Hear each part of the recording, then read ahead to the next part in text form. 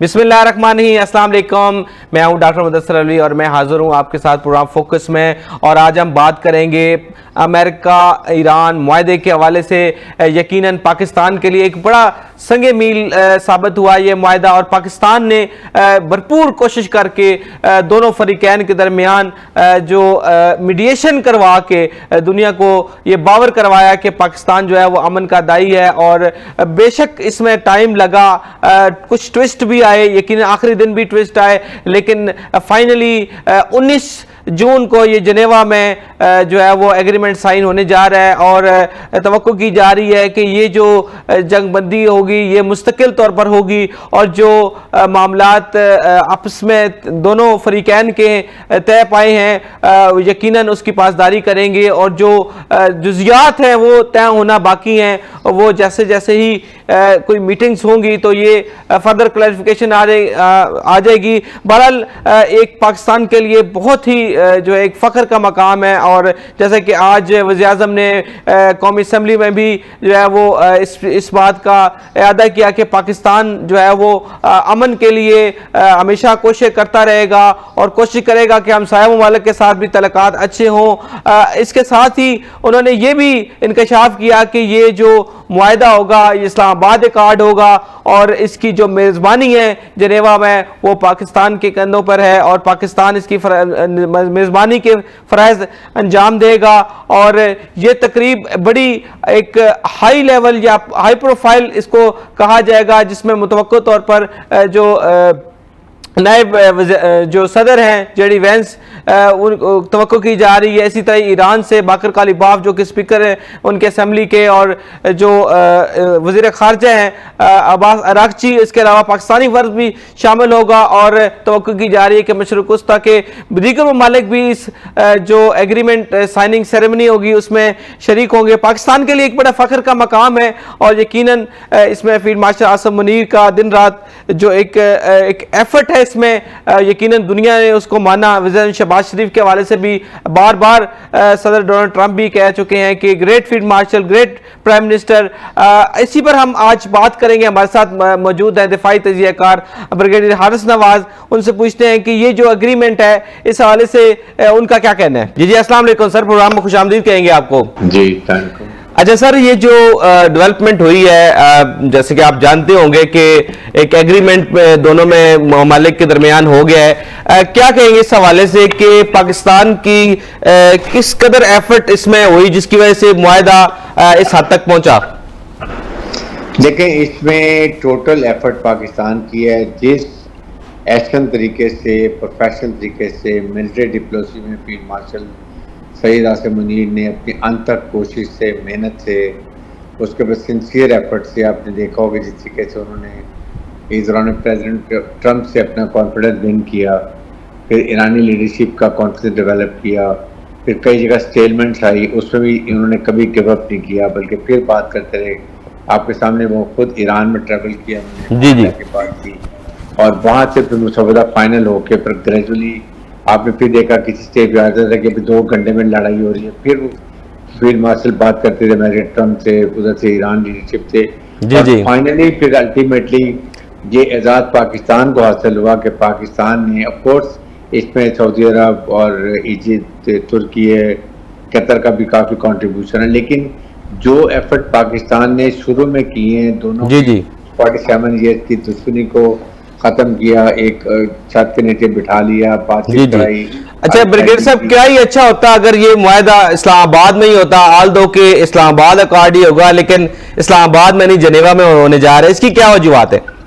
देखें, इसकी एक तो जनेवा में आपने देखा कि हमेशा ज़्यादा बड़े बड़े एग्रीमेंट वहीं पर होते हैं, वेदर वाइज भी देख लें, और इतने ज़्यादा लोग, ज़ाहिर है कि बहुत ज़्यादा लोगों ने मुल्कों के अब जो डेलीगेशन आएंगे, फिर हमारा गर्म मौसम बहुत सख्त हुआ, वेदर को भी आप देख लें यहाँ पर। लेकिन सबसे बड़ी बात यह कि इसको प्रेसिडेंट ट्रंप ने भी कहा है, ईरान ने भी कहा कि ये इस्लामाबाद अकॉर्ड का नाम होगा। नंबर 2, मेजबानी पाकिस्तान कर रहा है वहाँ पर, सबसे बड़ी बात ये। अच्छा, इस पे जरा एलेबरेट कीजिएगा। मेजबानी क्या पाकिस्तानी एम्बेसी में ये होगा या कैसे इसको देखते हैं? नहीं, जेनेवा में स्विट्जरलैंड में होगा, लेकिन वहाँ पर जो अरेंजमेंट्स और उसके बाद जो आप कहते हैं कंपेयरिंग जो होती है, पूरी मेजबानी वो पाकिस्तान को दी गई है। सारा अरेंजमेंट वहाँ पर वो करेंगे, हर चीज करेंगे, और उसके बातचीत भी वहाँ स्टार्ट भी वही करेंगे, वही सारा उसको मैनेज करेंगे। तो ये बहुत बड़े एजाज की बात है। और सबसे बड़ा एजाज ये है कि पाकिस्तान को दुनिया में जो बड़े बड़े मुल्क नहीं कर सके वो पाकिस्तान ने कर दिया। दुनिया को इकोनॉमिक क्राइसिस से, एनर्जी क्राइसिस से, फूड सिक्योरिटी क्राइसिस से निकाल के लिए आए। ये बहुत बड़ी बात है।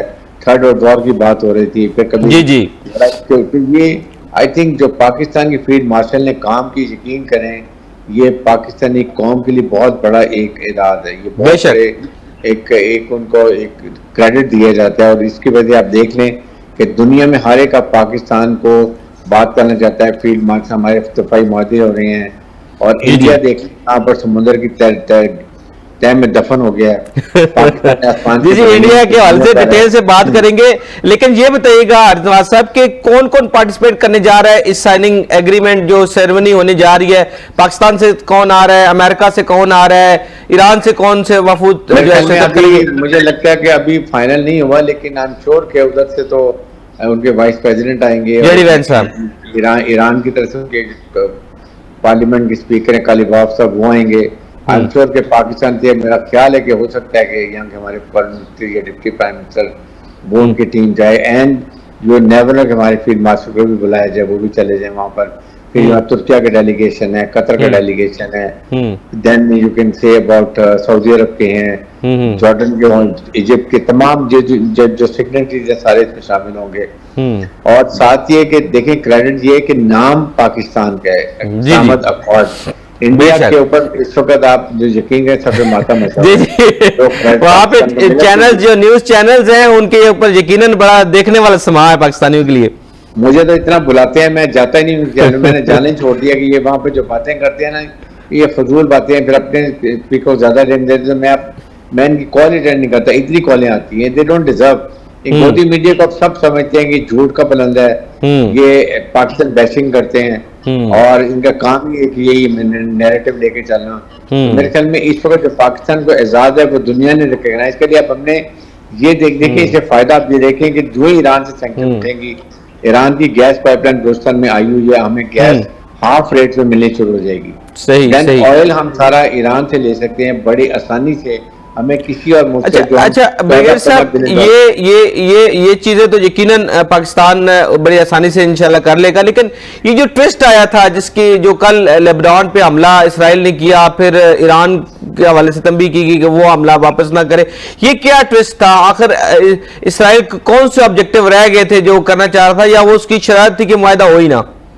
देखें, Iran is a spoiler. Iran का एक ही ऑब्जेक्टिव है कि टोटली ईरान को डिस्ट्रॉय कर दें। ईरान इसराइल का एक जी इसराइल का ईरान को उसमें वो चाहता है कि ईरान की न्यूक्लियर कैपेसिटी तो खत्म हो ही जाए, साथ मिसाइल कैपेसिटी भी खत्म हो जाए, ड्रोन कैपेसिटी खत्म हो जाए, रिजीम चेंज हो जाए, रज़ा शाह पहलवी के बेटे को ले आए, वहां बिठा दें, वो आते ही ईरान इसराइल को रिकॉग्नाइज कर ले, ताकि जब वो ग्रेटर इसराइल के लिए मिडल ईस्ट की तरफ जाता है अटैक करने के लिए, तो पीछे उसको कोई थ्रेट ना हो ईरान का, और ना उसकी प्रॉक्सीज का, जैसे हिजबुल्ला है, हमास है, हुतीज हैं, उनका भी थ्रेट कोई ना हो, और वो बड़े आराम से अपने ऑब्जेक्ट कर ले। लेट मी टेल यू, इसमें फील्ड मार्शल आसिम मुनीर ने मिडल ईस्ट के लिए वो काम किया जो कभी वो तस्वर भी नहीं कर सकते थे। उन्होंने ईरान से बात की, सऊदी के अरब से बात की, कतर से बात की, बताया कि प्लीज ये इजराइल चाहता है आप सेक्टेरियन क्लैश हो जाए आपका, आप एक सेल्फ डिस्ट्रॉय कर लें, और उसके बाद वो बड़े आराम से ग्रेटर इजराइल का ख्वाब पूरा कर ले। ईरान से बात की, सऊदी अरब से बात की, उन्होंने समझाया, और आज देखें वो कितने आपस में उनकी अंडरस्टैंडिंग हो गई है कि अभी भी ये इस डील के अंदर भी कतर साथ, सऊदी अरब साथ थे, दोनों विजिट करते रहे ईरान का, ईरान की डेलीगेशन कतर जाते रहे, सऊदी अरब जाते रहे। तो ये बहुत बड़ी बात है कि ये मिडिल ईस्ट में अब ईरान और ये सऊदी मालिक इकट्ठे जो हो जाएंगे, आप सोचेंगे वो जो थ्रेट क्रिएट किया हुआ, हवा क्रिएट किया हुआ था ईरान का, अमेरिकन ने अपने वेपन एमनी बेचने के लिए, वो खत्म हो जाएगा। तो ये बहुत बड़ी डेवलपमेंट है, जिससे इजराइल को बड़ा नुकसान होगा। ये तमाम अगर मिल जाते हैं तो इजराइल कभी भी अपने ख्वाब पूरा नहीं कर सकता। अच्छा सर, प्रॉक्सीज की आपने बात की, जैसे हिजबुल्ला या हमास या हौतीज वगैरह, अच्छा ये कैसे श्योर होगा कि जो होने वाला मुआहदा है ये लोग भी कारबंद रहेंगे, या इनको कैसे ईरान फैसिलिटेट कर पाएगा, या इनके खिलाफ कार्रवाई को रोक सकता है? इसके बारे में बताइएगा।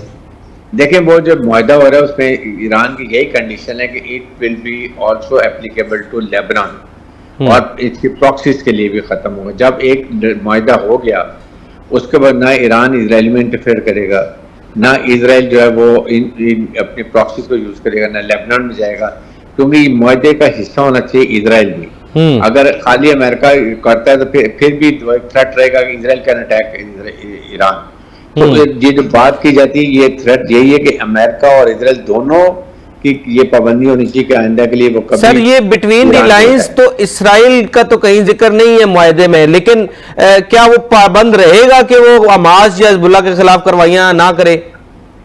देखें ये पार्ट ऑफ मैंने देखा नहीं है, लेकिन 100% it should be part of it. जब टेक्निकल कमेटियां बैठेगी, एक तो अभी तो इनिशियल जो है वो ये है कि उन्होंने नेवल ब्लॉकेट खत्म कर दिया, स्टेट ऑफ हरमूज को खोल दिया और फिर हर 7 दिन की जंगबंदी को एक्सटेंड कर दिया ताकि कम अज कम दुनिया की शिप मूवमेंट स्टार्ट हो जाए, इकोनॉमिक डेवलपमेंट शुरू हो जाए, गैस जाना, ऑयल जाना शुरू हो जाए, फूड स्टफ जो होता है वो इनका जाना शुरू हो जाए, ताकि जो इकोनॉमिक क्राइसिस है खत्म हो जाए। जब फ्राइडे को होगा उसके बाद फिर ये टेक्निकल टीमें बैठेंगी जो न्यूक्लियर के ऊपर, ईरान सैंक्शन के ऊपर, ईरान के एसेट डिफ्रीज करने के लिए, उसके बाद नेटिक उनमें सारी set. It might take 4-5 weeks, ये होता है 30-40 दिन लगे उसके ऊपर। ठीक है। अच्छा ब्रिगेडियर साहब, अमेरिका में कैसे देखा जा रहा है, वहां पे मीडिया पे क्या बात हो रही है कि इस मुआहदे को, जबकि 285 सालगिरह भी थी, ट्रंप की भी 80 सालगिरह थी और उस दिन ये मुआहदे का होना, और अमेरिकन कैसे देख रहे हैं इसको?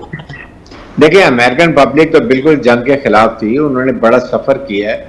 वहां पर आपके सामने इन्फ्लेशन कितनी हो गई थी, gas price, diesel price, oil price बहुत बढ़ गई थी, इसीलिए ट्रंप की जो रेटिंग है पॉपुलैरिटी की वो भी 30% पर आ गई थी। और उनको अपना इलेक्शन, मिड टर्म इलेक्शन नजर आ रहा है जहाँ सेनेट का और उसका कांग्रेस का, जिसकी वजह से ये परेशानी चल रही थी उनकी। मेरे ख्याल में अब उनके पास कम से कम ये अगर ये 30-40 दिन के अंदर एक वायदा कर लेते हैं कि ईरान को डीन्यूक्लियराइज कर देते हैं, यही वो चाहेगा कि मैं जाके अमेरिकन प्रेसिडेंट कहेंगे देखें जी जो 47 ईयर्स में कोई भी अमेरिकन प्रेसिडेंट ईरान को डीन्यूक्लियराइज नहीं कर सकता, वो हमने करके दिखा दी। ये इलेक्शन कमीशन का वो स्लोगन, वो पहले भी ओबामा को क्रिटिसाइज करते थे इस हवाले से 2015 वाले मुआहदे के। बिल्कुल बिल्कुल, तो वो ये कहेंगे देखें मैंने ईरान की कैपेबिलिटी न्यूक्लियर की हमेशा के लिए खत्म कर दी। तो ये वो एक फायदा है जो अपनी कैप में लेके जाना चाहता है और इलेक्शन में अनाउंस करेगा देखें मैंने ये कर दिया, उस पर कोशिश करेगा कि वो इलेक्शन जो मिड टर्म इलेक्शन जीत सके। सही। अच्छा ये बगौर इस चीज का अगर मुताला किया जाए सिचुएशन का, तो देखें न्यूक्लियर का भी उन्होंने कहा है कि 6 महीने के बाद जो है वो डिस्कशन होगी। मिसाइल कैपेसिटी ईरान की या दिफाई निज़ाम पहले से भी बेहतर हो गया है। हरमुज उन्होंने अपनी कंडीशंस के ऊपर ओपन किया है। तो जो लॉस क्या हुआ ईरान को, क्या विनर कौन होगा इस जंग में? देखें ईरान को फायदा ये होगा कि उसको इकोनॉमिक सैंक्शन खत्म हो जाएंगे। उन्होंने कहा है कि हम इकोनॉमिक सैंक्शन खत्म कर देंगे, हम ईरान को अलाउ कर देंगे ऑयल बेचने के लिए। तो ये बहुत बड़ी, जो ईरान सिर्फ किसी को भी ऑयल नहीं बेच सकता था, अब वो ओपनली बेच सकेगा। और पाकिस्तान सबसे बेनिफिट है, हमें भी बहुत फायदा। 14-15 बिलियन डॉलर जो हम फॉरेन एक्सचेंज देते थे दुनिया को, वो हम ईरान से फॉरेन अपनी लोकल करेंसी में हम उससे ले सकते हैं, ये हम उसे डील कर लेंगे। तो ये फायदा होगा। उसके बाद ईरान दुनिया को ऑयल बेचेगा, 80% ऑयल जब वो चाइना को देगा, आप सोचेंगे वो कितने रिसोर्सेज रिकवर कर लेगा, उससे अपना जो इंफ्रास्ट्रक्चर डैमेज हुआ है वो ठीक बताए। सर ईरान के लिए तो विन विन सिचुएशन हुई ना, यानी उसकी पाबंदियां भी उठ गई, ट्रेड की भी या बाकी मामलात पे भी, सफारती लिहाज से भी। यही तो बात है, इसीलिए तो अमेरिका वो परेशान है। अमेरिकन लोग के आपने हासिल क्या किया, लड़ाई कर ली, आपने अटैक किया, 42 जहाज तबाह कर लिए आपने, उसके बाद $1 बिलियन का नुकसान कर लिया, उनके फौजी भी शहीद हो गए। लेकिन ईरान को आपको डीन्यूक्लियराइज नहीं कर सके। देखे ना, आपने टारगेट तो अचीव नहीं किया अमेरिका ने, ना न्यूक्लियर खत्म कर सके, ना मिसाइल खत्म कर सके, ना ड्रोन खत्म कर सके, ना रिजीम चेंज कर सके। तो सारी चीज जब नहीं खत्म की, इसका मतलब ये है कि basically Iran is on upper hand. लेकिन अमेरिकन प्रेसिडेंट ने इसलिए डिले कर रहा है कि वो चाहता है एक काम कर लूं कि वो ईरान की न्यूक्लियर कैपेबिलिटी हमेशा के लिए खत्म कर देता है, तो ये कम अज कम मैंने लड़ाई में ये हासिल किया।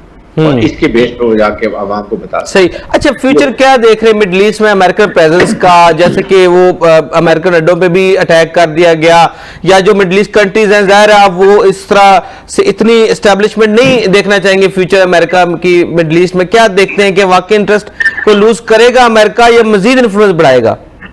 नहीं, देखें, इसके बाद वहाँ की सिक्योरिटी डायनेमिक बहुत चेंज हो जाएंगी। मिडल ईस्ट कंट्रीज बहुत एनॉयड है अमेरिका से।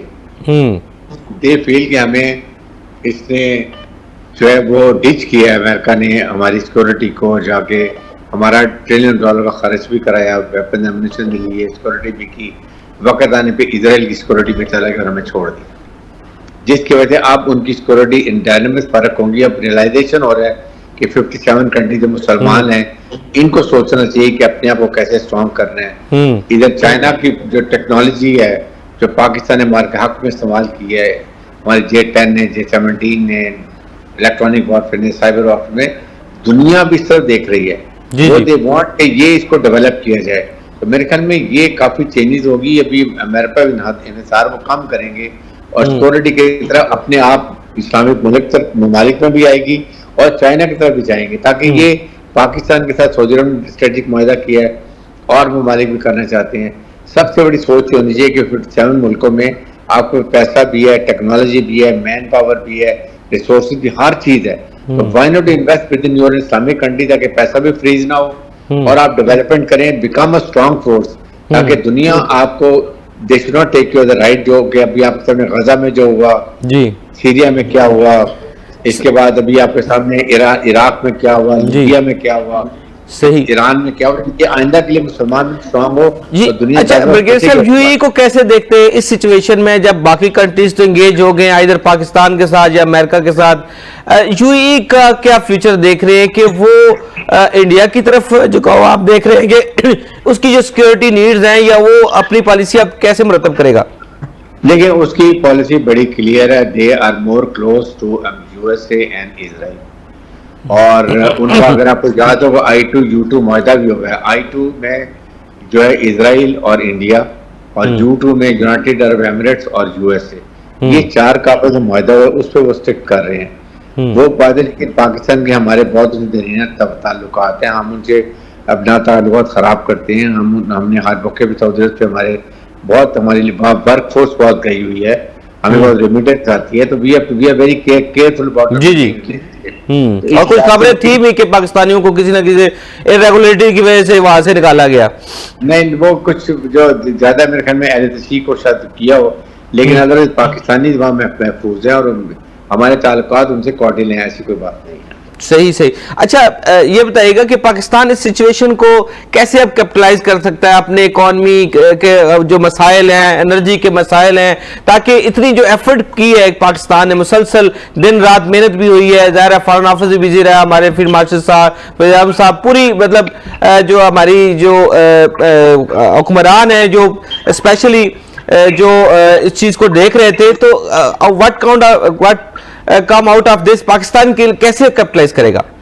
देखिए, पाकिस्तान के लिए बहुत अपॉर्चुनिटीज हैं। पाकिस्तान इस वक्त दुनिया में बहुत इंपॉर्टेंस ले चुका है। पाकिस्तान रीजनल स्टेबलाइजर है, पाकिस्तान नेट सिक्योरिटी प्रोवाइडर है। आपके सामने अमेरिका पाकिस्तान की बहुत ज़्यादा, हमारे फील्ड मार्शल भी तारीफ करते हैं, प्राइम मिनिस्टर की तारीफ करते हैं।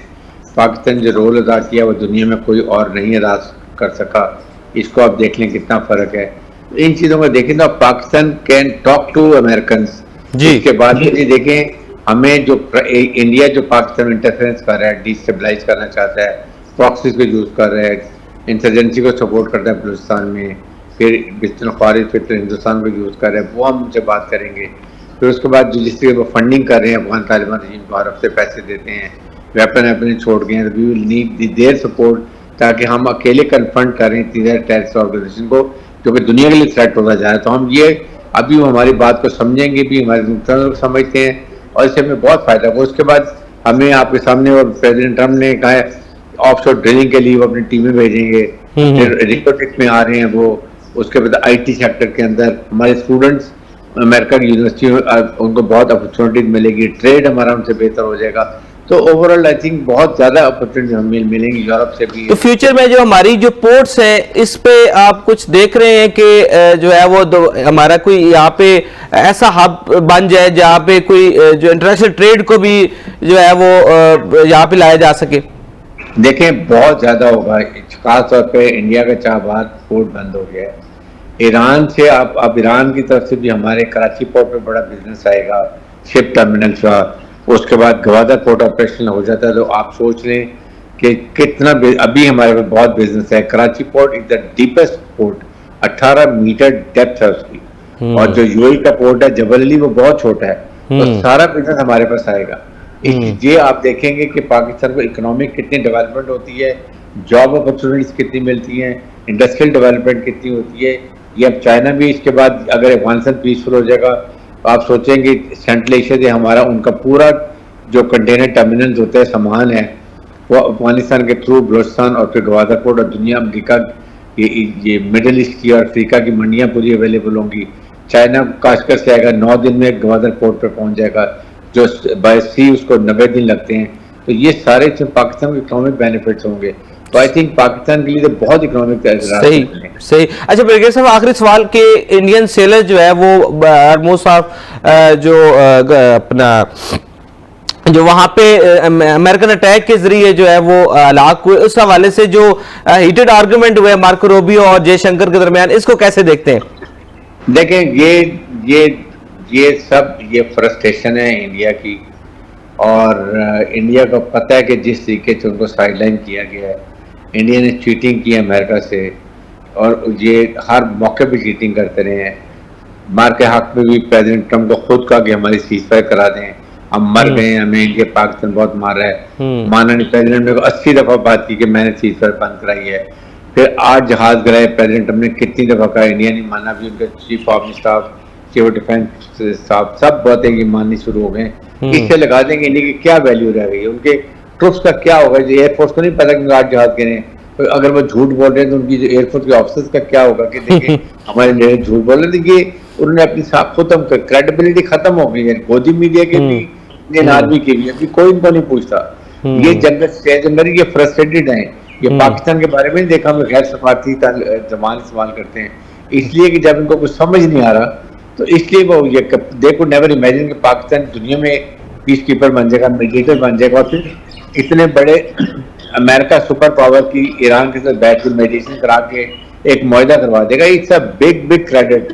आई थिंक पूरी कौम को पाकिस्तान की फील्ड मार्शल का ये आप तारीफ करनी चाहिए। That's more important.